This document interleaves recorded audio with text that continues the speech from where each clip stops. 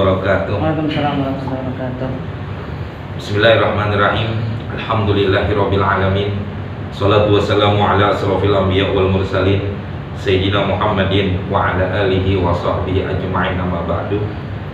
Bapak Ibu yang kami muliakan, alhamdulillah sore hari ini dengan nikmat sehat walafiat, nikmat iman wal Islam, kita dapat kumpul di dalam majelis ilmu dengan harapan mudah-mudahan kumpulnya kita mendatangkan rahmat dan maghfirah dari Allah Subhanahu wa taala. Mudah-mudahan semua hajat kita, keinginan kita, cita-cita kita dipermudah dan dilancarkan oleh Allah Subhanahu wa taala. Amin ya rabbal alamin. Mari kita lanjutkan pengajian kita. Bismillahirrahmanirrahim. Wa an Abi Hurairah radhiyallahu anhu qala. Dari Abi Hurairah radhiyallahu anhu qala bersabda Rasulullah sallallahu alaihi wasallam. Kata Nabi, ma yazalul bala'ul bil mu'mini wal mu'minati. Terus menerus musibah, bala ya, datang bil mu'mini wal mu'minat, menimpa kepada orang mukmin laki-laki dan mukmin perempuan. Artinya apa? Bahwa kalau kita mengaku iman kepada Allah, kita mengaku seorang muslim, orang yang berkeyakinan kepada Allah Subhanahu wa taala, terus menerus akan Allah datangkan musibah dan bala. Ujian pasti ada. Baik itu mengena binafsi pada dirinya, wa waladihi terhadap anak-anaknya, wa malihi terhadap hartanya. Jadi apapun yang ada pada diri kita manusia, kalau mengaku iman kepada Allah, pasti akan dapat ujian. Pasti dapat cobaan, bala dari Allah Subhanahu wa taala. Ya. Sampai kapan itu bala hilang? Sampai kapan bala itu lenyap dari diri kita manusia? Hatta yalqallaha ta'ala, sehingga dia bertemu kepada Allah. Artinya sampai meninggal. Orang meninggal dunia, orang mukmin meninggal dunia, maka bala-bala dunia, ujian-ujian dunia, fitnah-fitnah dunia itu baru hilang. Selama kita hidup di dunia, musibah, bala, penyakit dan lain sebagainya pasti ada dan pasti menimpa, dan tidak mungkin terhindar dari itu semua. Ya.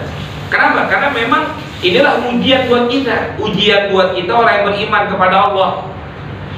Tatkala kita diuji oleh Allah seperti itu, satu, Allah memuji manusia, terutama kita orang mukmin, tujuannya bukan ingin menghancurkan, bukan ingin menghinakan, bukan ingin merendahkan, bukan ingin menjatuhkan, tapi Allah ingin mengangkat derajat kita. Makanya apa istilahnya nih, pandemi sekarang yang terjadi, kita sebagai orang yang beriman, melihat ini semua bukan hanya sebagai penyakit doang, bukan sebagai wabah yang terjadi, tapi ini ujian buat kita orang beriman. Mampu nggak kita bersabar dengan ujian seperti ini, dengan berbagai macam penyakit seperti ini? Mampu nggak kita bertahan dalam kondisi seperti ini, tetap bertakwa dan beribadah kepada Allah Subhanahu wa taala? Jangan malah terjadinya musibah, orang itu malah menjauh dari Allah, datangnya bala, malah dia tinggalkan Allah Subhanahu wa taala. Sedangkan ini semuanya datang dari Allah. Kalau datangnya dari Allah, maka kembalikanlah kepada Allah Subhanahu wa taala. Dengan cara apa? Dekatkan diri kita kepada Allah. Harusnya kayak begitu. Beda dengan mereka orang-orang, ya kalau buat mereka orang kafir mungkin kayak begitu, nggak ada iman buat mereka. Tapi buat lawan dari orang mukmin itu orang munafik. Beda dengan orang-orang munafik. Orang-orang munafik, orang yang imannya lemah, orang yang keyakinannya kepada Allah bahkan begitu rawan hilangnya, mereka tatkala datang musibah, datangnya ujian, datangnya cobaan, bukan mereka bersabar, bukan mereka menerima, bukan mereka bertawakal kepada Allah, tapi malah mereka menghujat Allah. Ya, seakan-akan mereka mengatakan Allah nggak adil, Allah tidak baik, Allah kenapa berbuat jahat kepada manusia? Kan ucapan-ucapan seperti itu yang menunjukkan apa? Orang itu lemah imannya. Yang sering saya bilang bahwa ya kayak kalau kita nih manusia kepada Allah, kayak kita ya kayak seorang tua kepada orang anak. orang tua kepada anak itu saking sayangnya orang tua kepada anak, dia akan memberikan sesuatu yang terbaik. Kenapa? Karena orang tua lebih tahu apa yang manfaat buat itu anak dan apa yang madorot, yang bahaya buat itu anak. Ya contoh, kalau di pagi hari itu anak minta es krim, ya apakah kita sebagai orang tua rasa sayang kita akan memberikan keinginan itu anak? Kan nggak mungkin. Nggak mungkin kita kasih tuh es krim di pagi hari kepada itu anak. Kenapa? Ini bahaya, ini madorot, ini penyakit, ini akan menimbulkan kesulitan buat kamu, nanti akan datang penyakit dan lain sebagainya. Maka orang tua nggak tahan, orang tua nggak berikan. Orang tua nggak memberikan bukan karena orang tua nggak sayang, tapi di situ timbul sifat sayangnya orang tua kepada anak. Tapi coba lihat apa perasaan anak kepada orang tua. Ya, tatkala itu anak minta es krim, ya kepada orang tua di pagi hari, orang tua nggak memberikan, apa jawaban anak? Orang tua pelit, orang tua nggak sayang, orang tua ya tidak memenuhi keinginan apa yang saya inginkan. Kan anak berkata seperti itu. Tapi orang tua marah? Enggak. Orang tua kecewa? Enggak. Kenapa? Orang tua tahu itu anak nggak ngerti, itu anak nggak paham bahwa yang diminta itu adalah penyakit, yang diminta itu adalah bahaya, yang diminta itu adalah sesuatu yang tidak baik buatnya. Makanya tatkala anak minta, orang tua nggak marah. Sama dengan kita kepada Allah. Kita minta, jujur aja, kita sih mintanya kaya, kita mintanya seneng, kita mintanya bahagia. Siapa manusia yang nggak pengen kaya? Siapa manusia yang nggak pengen seneng? Semua manusia.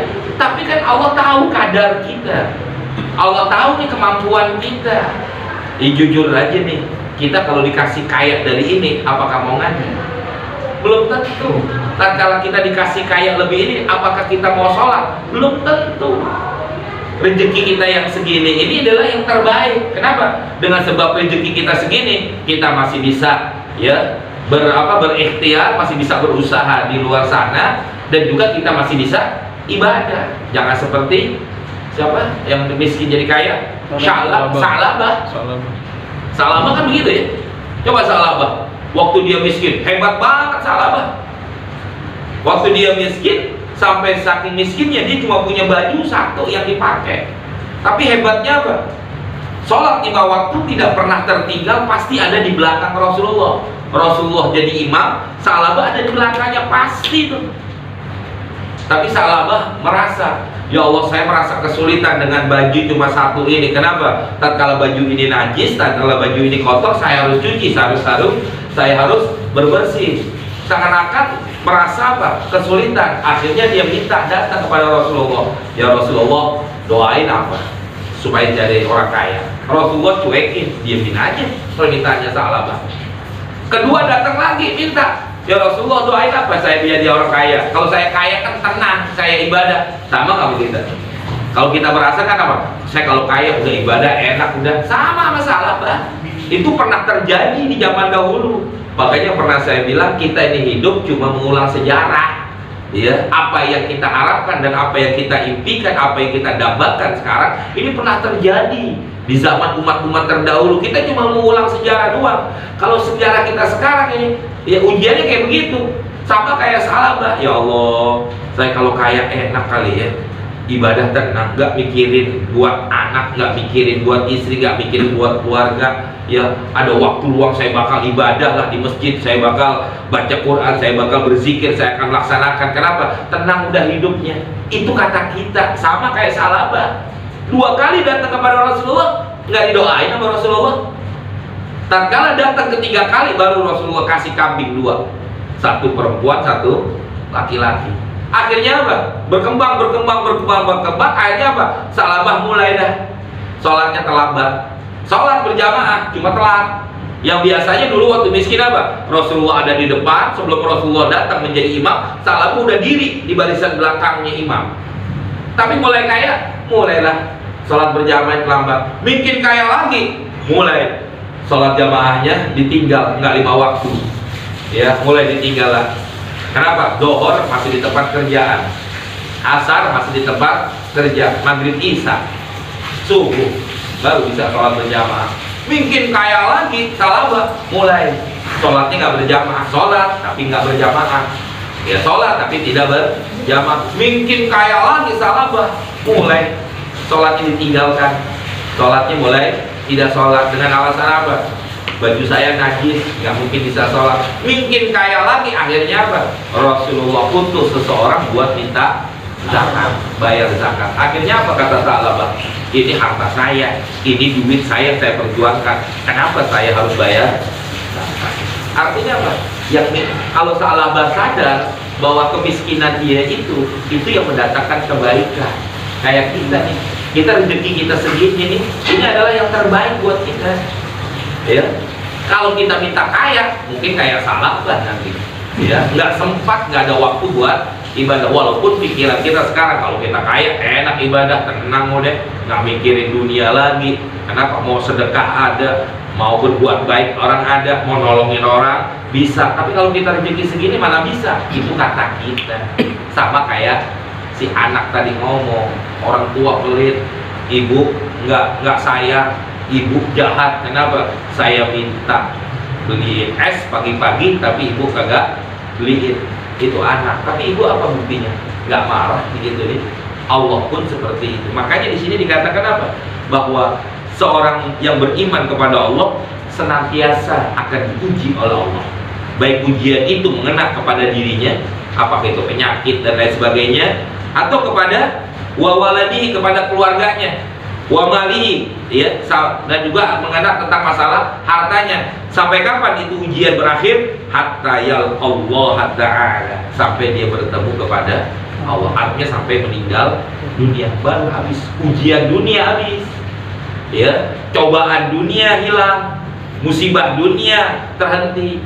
Ya, tapi dengan apa? Kalau dia bersabar, dia menerima, dia tidak mengeluh, ya, sehingga apa? Ma alaihi khati'atun, sehingga orang tersebut tidak ada dosa. Ya, tatkala dia menghadap kepada Allah, dia kembali kepada Allah, hilang itu semua dosa, bersih bagaikan bayi yang baru lahir dari perut seorang ibu. Kembali kepada Allah, tidak punya dosa.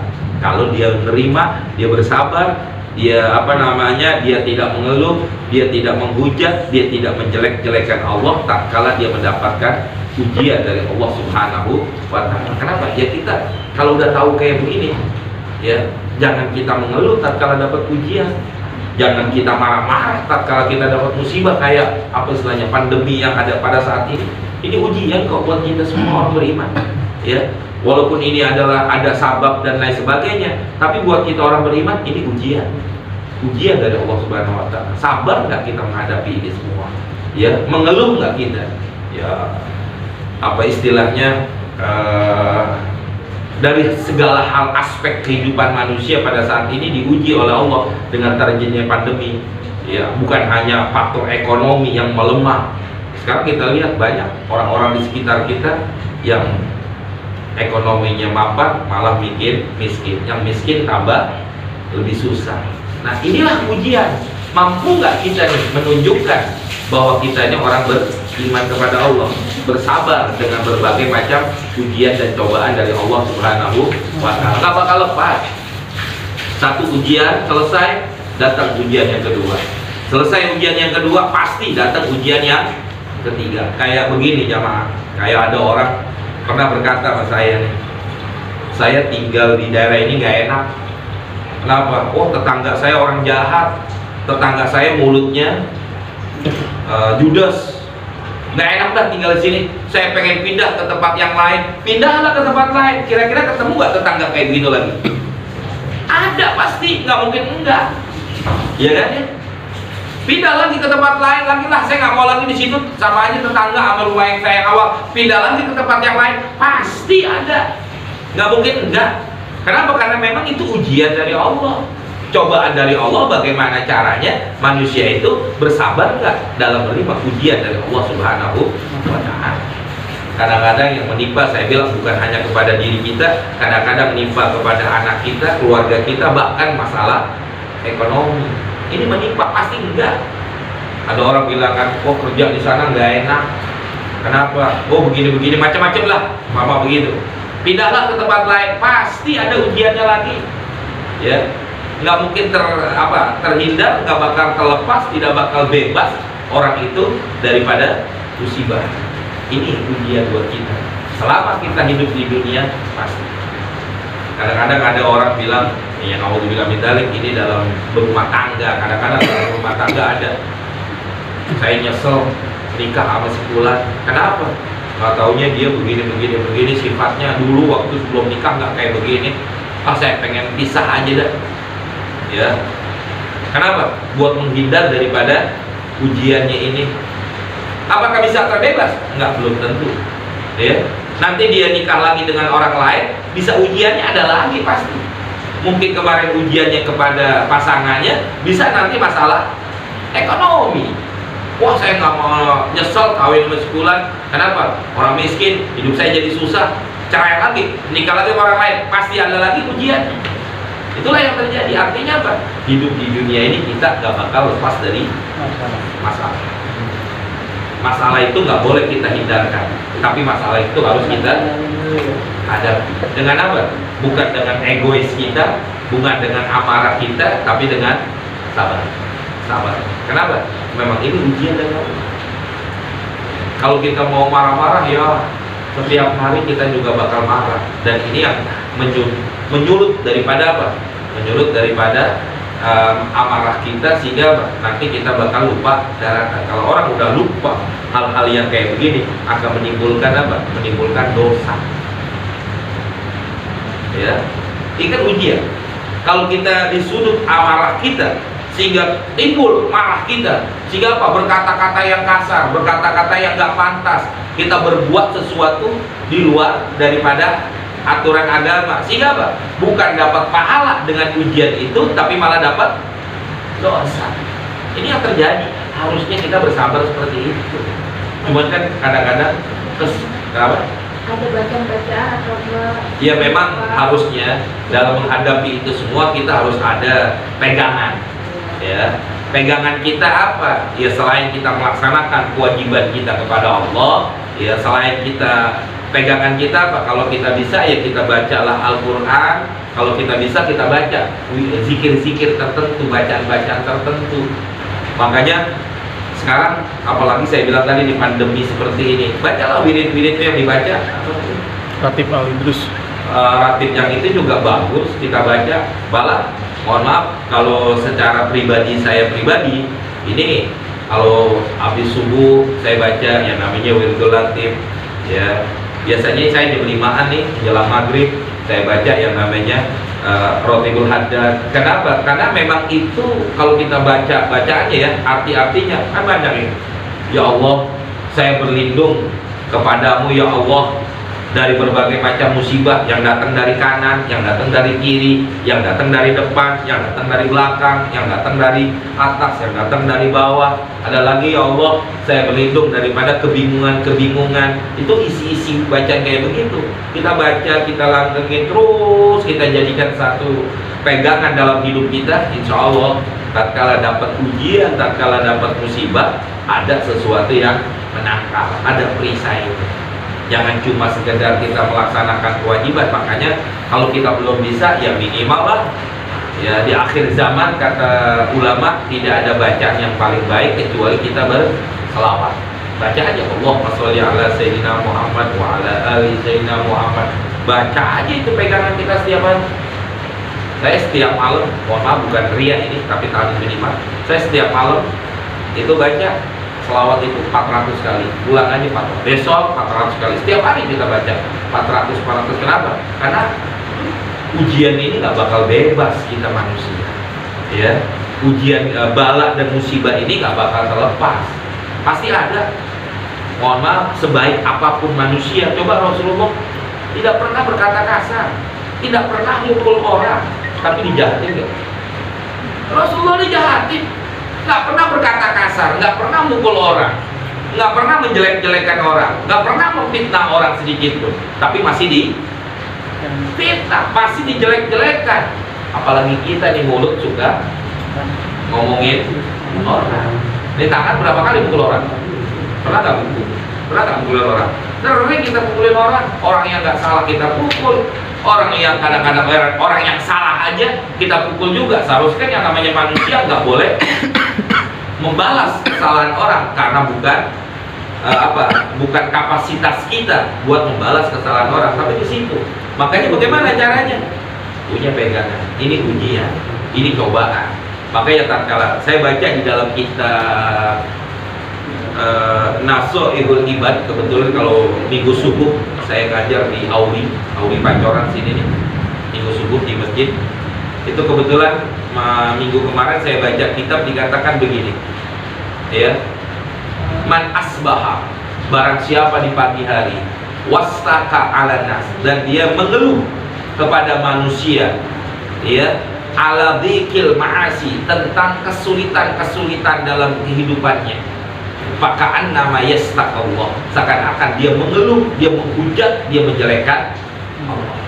Contoh Pak Bu begini, ya, yang saya bilang tadi, ujian pasti ada dalam diri kita, apalagi yang namanya ekonomi. Nggak ada yang puasnya kita, Pak. Betul apa enggak? Iya. Orang dikasih, ya, kalau saya mau umpamakan, kalau di pengajian ibu-ibu saya bilang begini, ibu-ibu kalau dikasih uang belanja 50.000 cukup nggak? Kurang, Ustaz. Tambahinlah nih sama suaminya 50.000 lagi jadi 100.000, kan 100% nambahnya. Cukup apa enggak? Kurang. Alasan dah, cabai naik, ini mahal, ini begini, kan begitu. Suaminya nggak mau ribut, tambahin lagi dari 200.000 jadi 200, tambahin 100 lagi, cukup. Kurang. Nggak ada manusia yang masalah hidup dunia ini yang merasa puas. Nggak ada. Orang kaya pengen lebih. Mohon maaf, kita lihat aja tuh di televisi. Mohon maaf ya, orang yang korupsi siapa? Yang miskin? Enggak.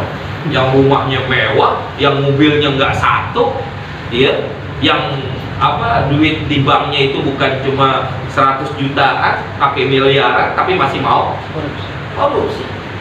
Artinya apa? Jangankan yang miskin, yang kaya aja masih berbuat seperti itu. Inilah ujian buat kita manusia. Artinya apa? Bahwa tatkala manusia di pagi hari dia mengeluh tentang kesulitan hidup, apakah kesulitan masalah ekonomi, kesulitan dalam berumah tangga, kesulitan dalam menghadapi kehidupan bermasyarakat dan lain sebagainya, ngeluh kepada orang lain, itu seakan-akan dia menjelek-jelekan Allah. Sama kayak begini Pak Bu, contoh nih, yang tadi saya dari awal saya bilang, seorang anak minta es krim di pagi hari kepada ibunya, nggak dikasih, nggak diberikan. Itu anak cerita sama temennya. Itu anak yang tadi nggak dikasih es krim sama orang tuanya, cerita sama temennya, saya punya ibu pelit, saya punya ibu, punya orang tua jahat, saya punya orang tua nggak sayang sama saya. Emang kenapa? Pagi-pagi saya minta es krim nggak dikasih. Seakan-akan apa?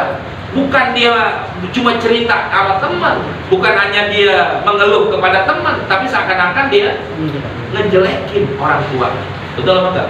Secara tidak langsung dia mengeluh kepada tentang keberadaan orang tuanya, seakan-akan secara tidak langsung dia mengatakan ibu saya menjahat, ibu saya nggak sayang, ibu saya pelit, kan begitu. Sama dengan kita kepada Allah. Saya nih cerita sama Yaskurkur begini-gini tentang kehidupan dunia. Ya, seakan-akan apa? Saya jelekin Allah. Allah nggak adil. Saya udah sholat, saya udah rajin ibadah, saya udah sholat duha, saya udah sholat tahajud, saya udah baca Quran, ya udah rajin ibadah, tapi tetap miskin. Seakan-akan apa? Allah kagak. Cuma saya nggak ngomong doang sama Yaskur gitu. Tapi kan hakikatnya seperti itu. Dan inilah yang tidak boleh dilakukan oleh manusia. Kenapa? Emang ujian. Ini saya yakin ujian kita beda-beda. Ya, ada ujian ekonomi, ada ujiannya anak, ada ujiannya keluarga, ada ujiannya pasangan, ada ujiannya tetangga, ada ujiannya orang tua, ada ujiannya mertua, ada ujiannya teman, ada ujiannya di tempat kerja. Pasti ada semuanya nih. Nggak mungkin jangan diungkap di sini, curhat terjadinya. Repot kita. Pasti ada semuanya. Betul apa enggak? Nggak bakal terbebas, manusia itu dari ujian pasti ada. Ya, cuma tergantung kita menghadapinya seperti apa. Ya, bisa nggak kita menghadapi ujian-ujian dari Allah seperti ini dengan kesabaran, dengan menerima, terima aja udah. Ya, jangan kita mengeluh. Kenapa? Itu dari ujian. Nah inilah perlunya apa? Sabar. Nggak ada yang paling penting dalam hidup ini apa? Kecuali sabar. Sabar inilah sebagai kunci keberhasilan seorang manusia. Sebagaimana kenapa Nabi kita Muhammad menjadi Sayyidul Anbiya wal Mursalin, pemimpin para nabi, pemimpin para rasul. Aduh, satu penyebabnya sabar doang. Nabi Musa udah angkat tangan, ya Allah, saya nggak sanggup menghadapi umat yang begitu ya tidak mau iman kepadamu, ya Allah, turunkan azab kepada mereka. Turun nggak azab? Turun. Nabi Nuh begitu juga, ya Allah, saya nggak sanggup menghadapi umat ini, sehingga apa? Turunkan azab kepada mereka, ya Allah. Tuh, datang banjir besar. Nabi Lut begitu juga, angkat tangan. Semua nabi udah angkat tangan, tapi Nabi kita Muhammad pernah angkat tangan. Waktu beliau ke Taif dilempar dengan batu, sampai malaikat Jibril menawarkan, apa perlu di gunung Uhud saya lempar kepada orang Taif yang telah melemparmu dengan batu? Apa Nabi Muhammad bilang? Jangan. Fa'innahum la ya'lamun. Mereka nggak tahu siapa saya dan apa yang saya sampaikan. Masya Allah, nggak pernah angkat tangan. Maka Nabi Muhammad di sini penyebabnya. Kenapa naik derajatnya Nabi Muhammad walaupun Nabi yang terakhir, tapi begitu hebat ya kemuliaannya di sisi Allah karena sabar. Nah begitu juga kita manusia, kalau kita pengen naik derajatnya di sisi Allah, kalau di sisi Allah naik, pasti di sisi manusia naik. Apa? Sabar. Dua itu ada satu. Nggak ada jalan keluar dalam menghadapi ujian di dunia ini. Makanya saya bilang tadi, pandemi yang ada ini cuma satu, jangan ngeluh kita hidup. Wah, pandemi jadi hidup susah, ekonomi jadi susah, ya dapat beras jelek begini, Banpres dapatnya jelek, nggak bisa dimakan, mau dibuang sayang nggak dibuang, ya kotorin, mau dimakan jelek, gimana? Campur yang bagus beli, kan jadi artinya apa? Kadang-kadang adalah yang namanya manusia, kadang-kadang ada orang, oh enak sih kamu begini-begini. Kita kalau dipuji orang ya tinggal ucapin alhamdulillah. Tapi kalau dapat ujian, ini cobaan dari Allah. Artinya apa? Cuma satu. Ada hadis yang kedua ini. Begitu panjang ini hadis. Wa ibni Abbas radhiyallahu anhu qala qadima Uyainah, Imam Uyainah ibni Hisnin sampai ke kota Madinah. Fanazala ala ibni akhihi, dia tinggal di rumah keponakannya. Ibni akhi, anak paman, anak saudara, berarti keponakan. Dia sampai ke kota Madinah. Uyainah ibni Hisnin, dia tinggal di rumah keponakannya yang bernama Al-Hur ibni Qais.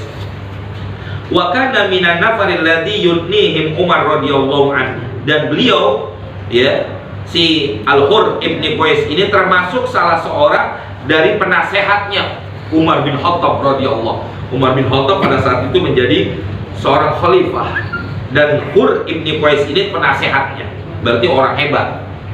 Wa kana qurra, dan beliau termasuk Al-Hur ibnu Qais ini adalah orang yang ahli membaca Quran.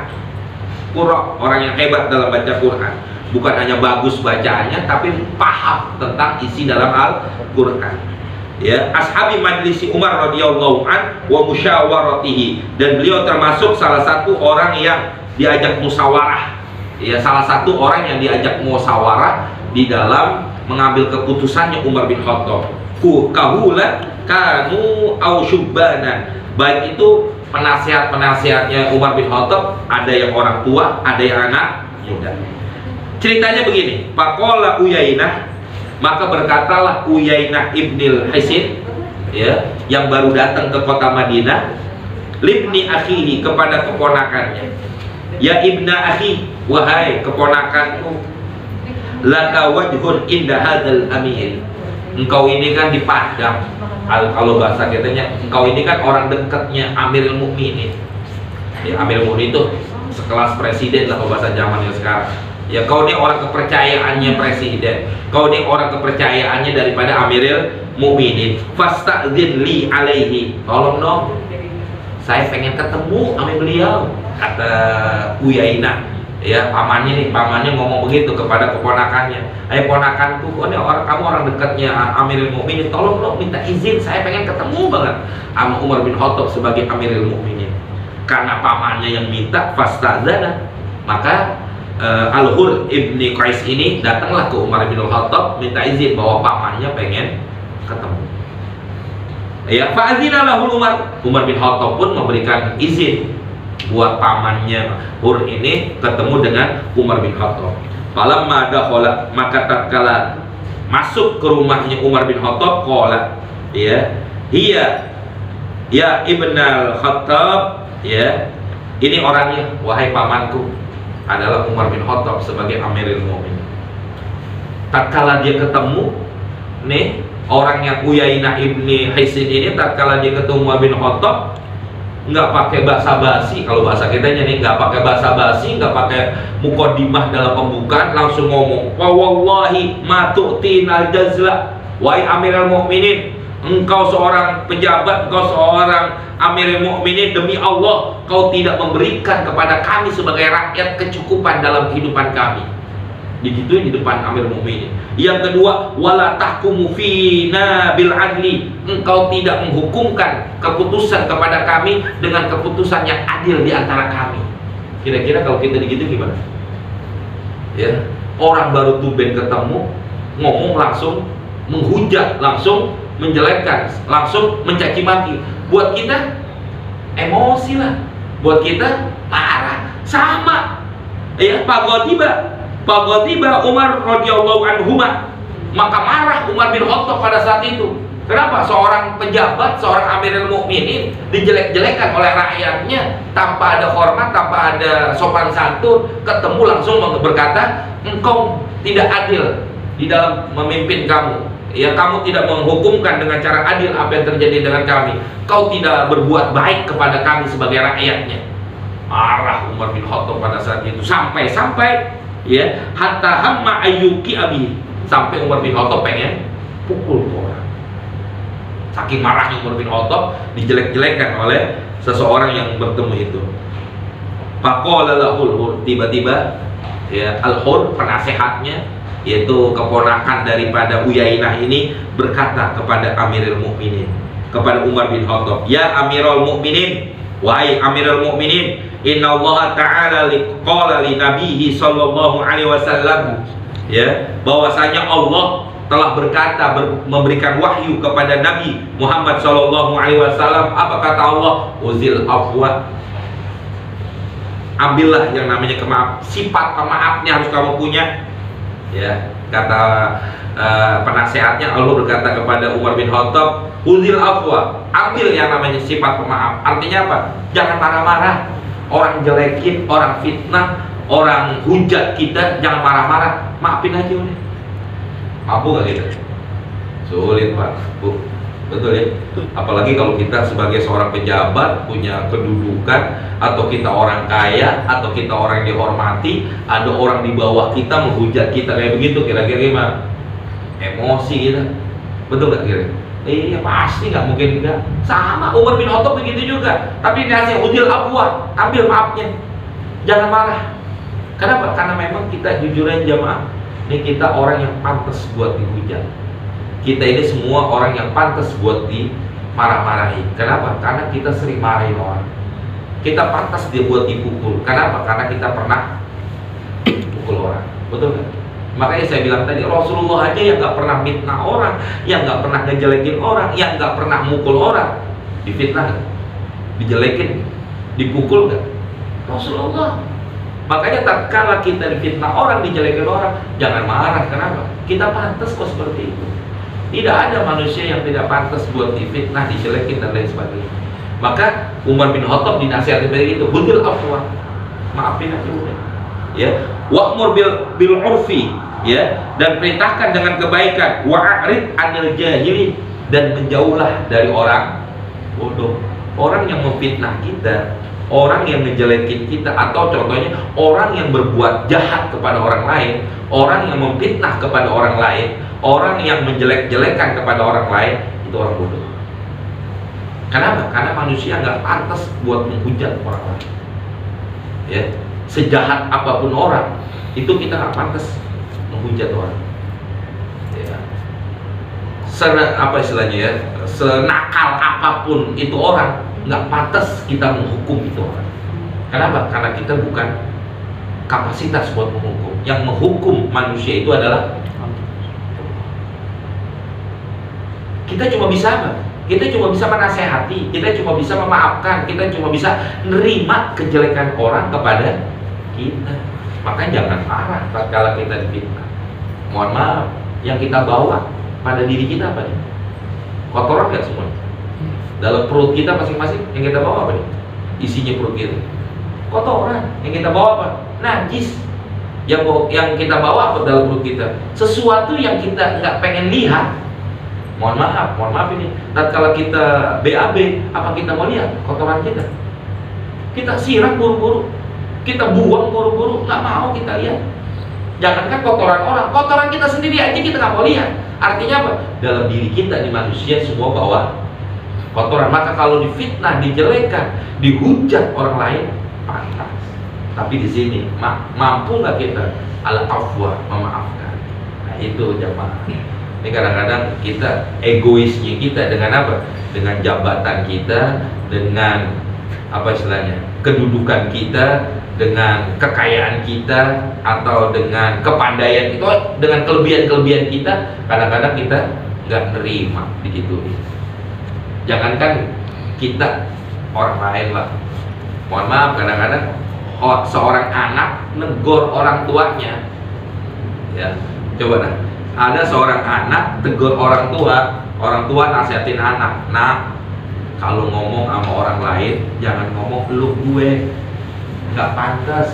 Itu nasihatnya orang tua kepada anak. Kita kadang-kadang Pak Bu, kalau ketemu teman gimana?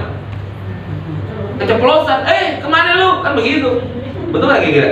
Nggak sadar kita, karena memang kita anggap apa? Akrab. Kebetulan ada anak kita.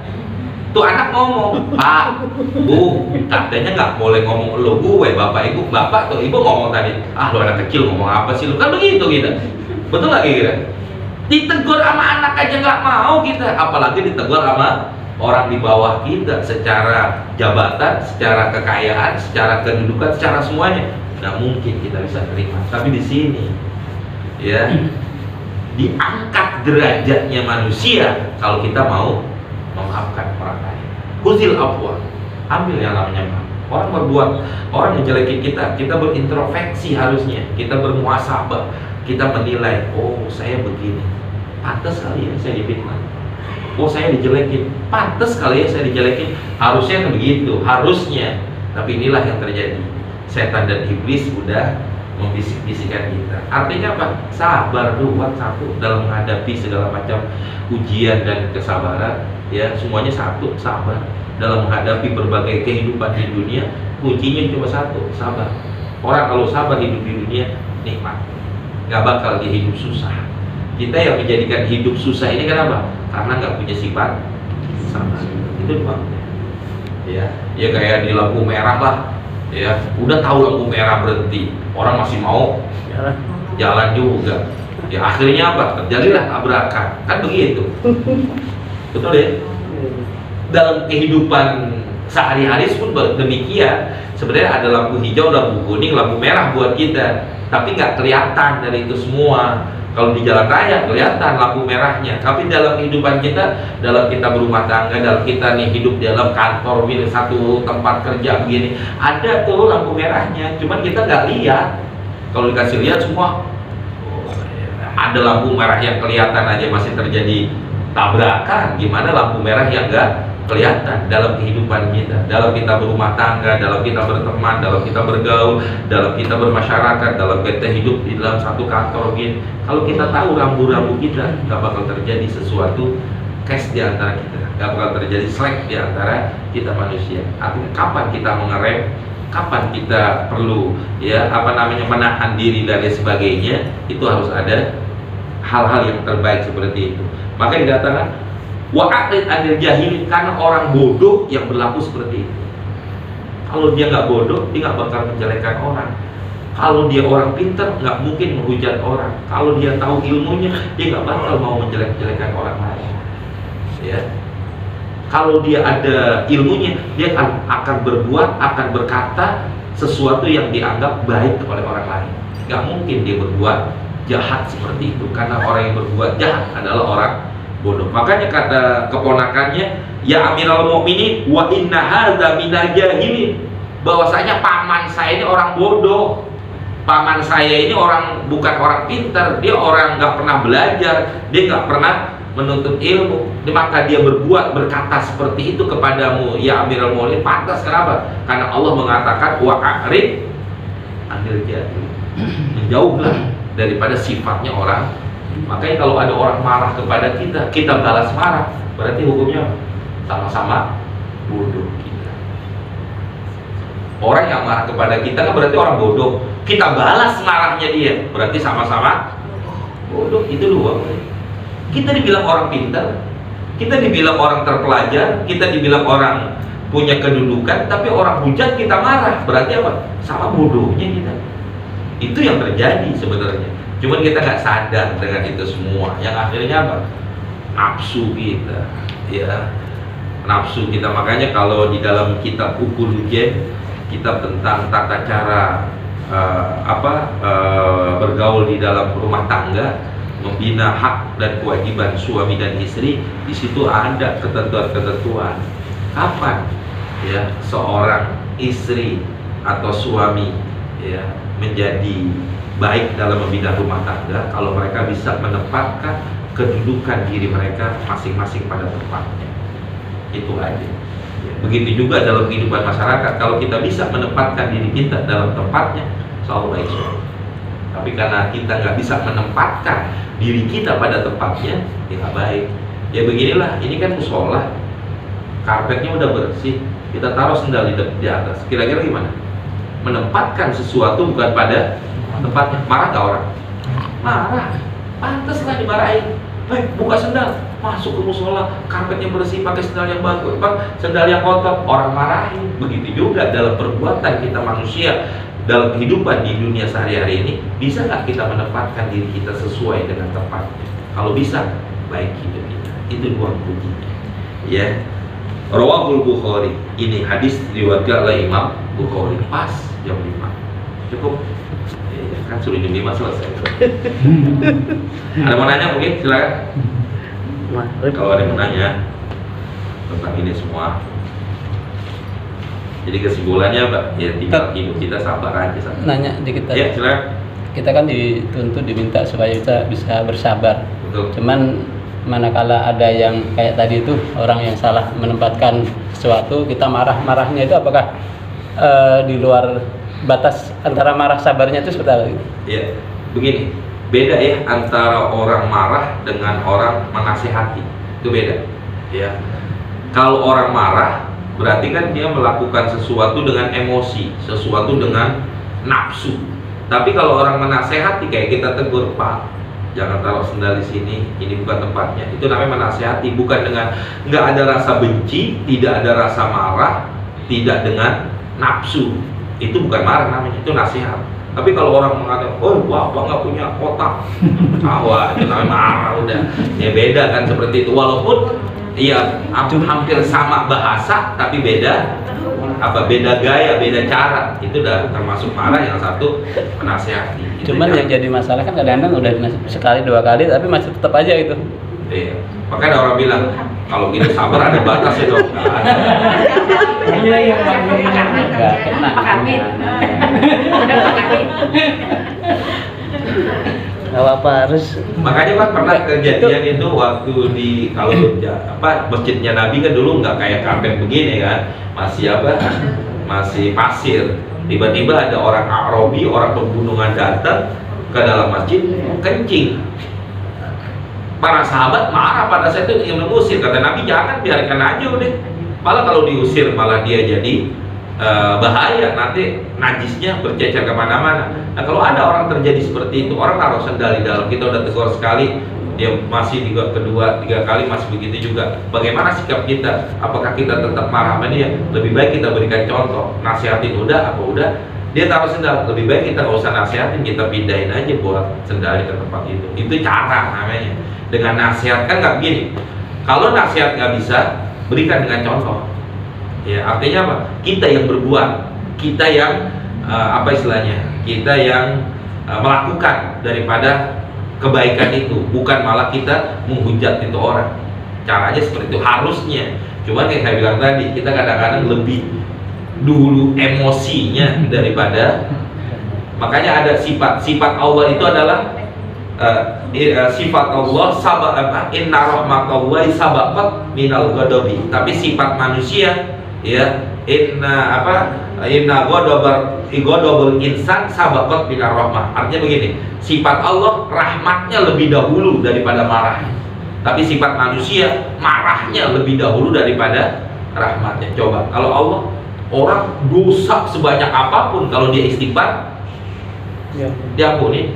Kita coba Pak Bu, orang berbuat jahat sama kita, orang berbuat jelek sama kita, terus tiba-tiba dia datang, Pak Bu, saya mau minta maaf. Emang kamu dosanya apa sama saya? Salah apa kamu sama saya? Itu emang bapak ibu nggak tahu, yang memfitnah sampai ibu dijelekin sekampung itu saya. Oh jadi elo, kan begitu gitu. Ya. Jadi sumbernya elo.